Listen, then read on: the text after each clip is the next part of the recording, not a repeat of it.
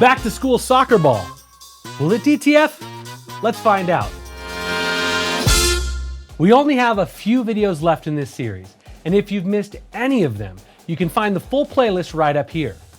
So, a soccer ball. I'm really not sure what I think about this one.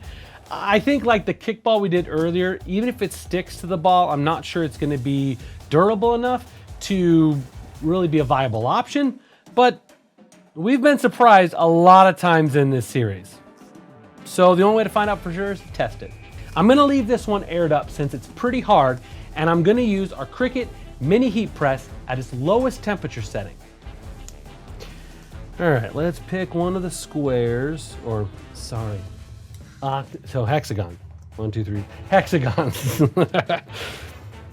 So some soccer balls have different size combinations of hexagons and pentagons, but we're gonna put this, yeah, like right here.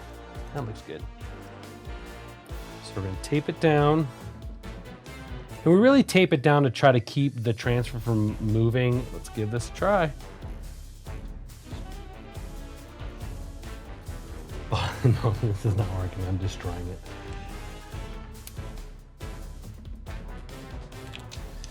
it. Okay, so it did technically stick to it. And I'm gonna try to see, there's like a bubble here. So it looks like the transfer stuck really well, but whatever is the outside coating of this soccer ball did not handle the heat very well. So soccer ball, will it DTF? No. I mean, maybe if you found one that had a different material on the outside, it might work. It might be a similar situation to the kickball where maybe it won't be super durable, but I mean, it stuck to it, but we damaged it, so chalk it up to another failure.